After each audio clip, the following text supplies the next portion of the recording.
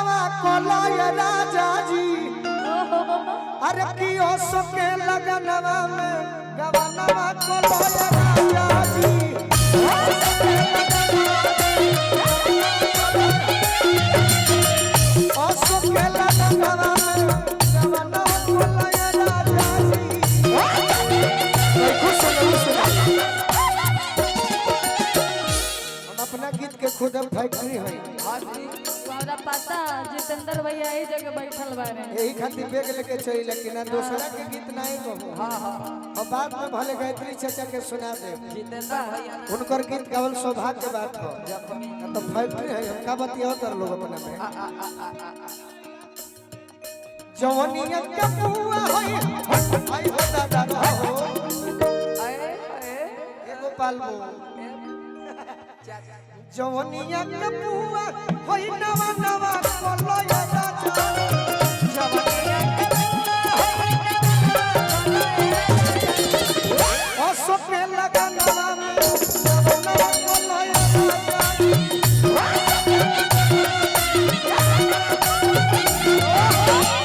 अंतराली हां जी अब बोली याद काहे रहेला काहे कि हमारा खाली गीत संगीत से मतलब है सही बात अब हमारे कोनो काटी फैक्ट्री में नौकरी लगी कि हम ट्रेनिंग करे जाएंगे कबो ना गीत संगीत से मतलब बा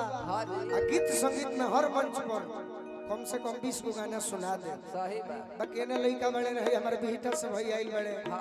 ई राजा जी के कोरवे में फेरे में बड़े सही बाकी 20 गो गाना जरूर नया रहेला रोज लिखिला रोज पर डे 2 गो गीत आजे 4 तो जख्मी भैया के 4 गो गीत सुनावते नहीं थी कि चुरा ली है सब सही बात हां यही से हां जी यूट्यूबर कम बड़े सो तुरंत चढ़ा दिए हां कहते कि देखल रहो छो कोट भइल बाया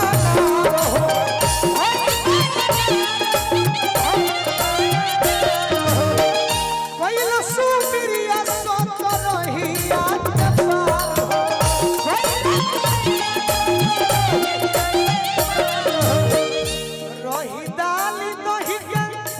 रही डाली दही के मखनवा कोलया राजा जी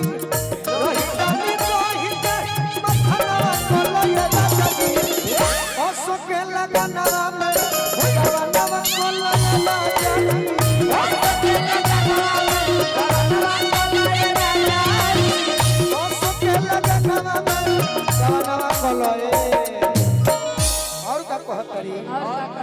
कि जखम जीते कहे लवल बाल चुप हो कुछ दिन में यह स्केल से धो ले कावन सोवतिया के भरतार भूख हो अरे पोखरी में गोलू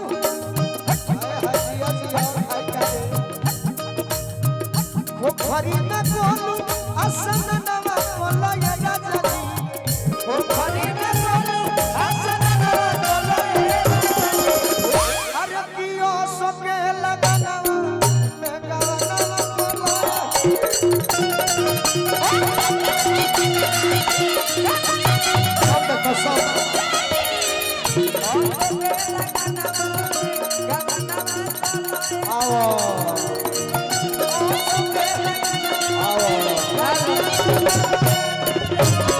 धर्म सरकार जी आरा से देख रहे हैं बहुत बहुत धन्यवाद धर्म जी जय माता दी हरण महादेव वे खाए के दे बालू गिट्टी छोड़ के होल से एटू ना जी एने बालू के बड़ा कारोबार होला अरे दवाई के होलसेल हवे हां उनकर दवाई के बाबा की कहे के कि बालू गिट्टी छोड़ के होल से अरे चार गो दवाई के फैक्ट्री अरे भोटिए कहो ना भाई हां अरे चार गो दवाई के भाटी और का कि नहिरा ससुरा मिल के खाई तब न कहियो घाटी मोरे राजा के परपति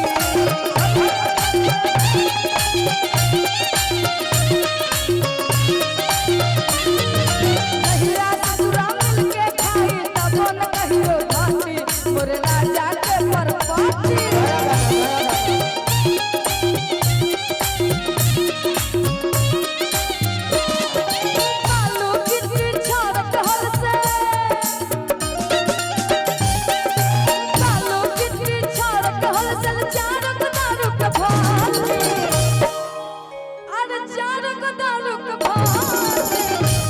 ऐसा नहीं तो हमारा जोरे आदमी बा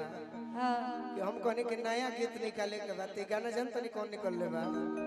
राजा इच्छाकू चाहे वाल्मीकि डाकू केहू के छोड़ले नहीं के समय से बढ़ के लड़ा अभी सस्पेंडेड हुई तोरा के अरे नयका गाना निकाले को तो पढ़निहार नहीं खे जितना फोका बड़े हमारे टीम में बड़े अरे नयका गाना निकाल नहीं हर कि नहीं रा ससुरा मिलके खाए तब न कहियो घाटी राजा के परवाई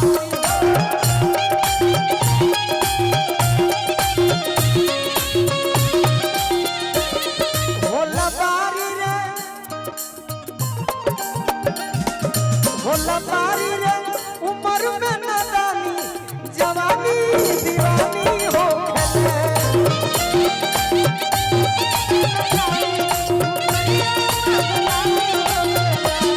होला बारी रे उम्र में नादानी जवानी दीवानी हो खेले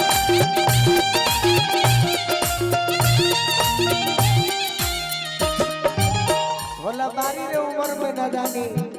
केहू के जवानी दीवानी हो खेले जब जवानी चढ़े लगे ना दीदी हिना जी तो पहला गलती का होला का होला खाला ऊंचा गोड़ पारे सोधे कुछ न चरे कि हिल लागल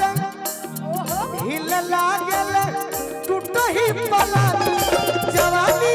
दीवानी हो खेले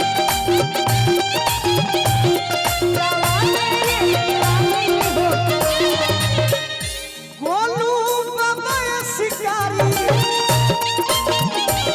भाई उम्र के लाचारी और मेला जैसे गंगा जी के पानी जवानी दीवानी हो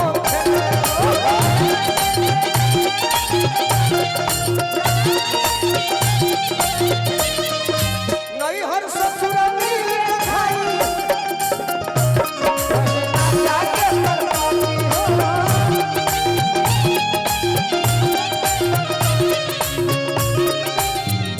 औरत आगे बड़ा प्यार से कहत करी और कैसे ए राजा जी ए सैया हमरो आवे हाँ टूना भैया को आशीर्वाद हाँ, टूना भैया के तरफ से टूना जी के तरफ से बहुत सारा प्यार आशीर्वाद पुरस्कार है बहुत बहुत धन्यवाद टूना जी आपको और कहना क्या है आपसे खास करके अभी सब ट्राई करके देनी है ए लगहर गाए भैंसी दुआरा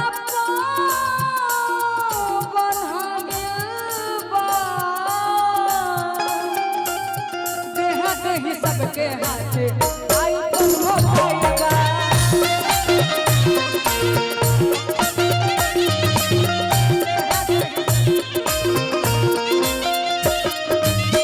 लगहर गाए भैंसी दुआरा पापा भाईल बा देहाते ही सबके हाथे आई तुम हो पाएगा अभी फिलहाल में हम लोग के तरफ सोनपुर मेला लगल है वो सोनपुर मेला में सारा चीज मिलता है इसीलिए औरत कह रही है क्या सोनपुर छपरा में बाटे सोनपुर छपरा में बाटे मोर सैया के बलहाठी कि सोनपुर छपरा में बाटे मोर सैया के बलहाठी आ नहीं रा ससुरा मिलके खाए तब न कहियो घाटी मोर राजा के परपाती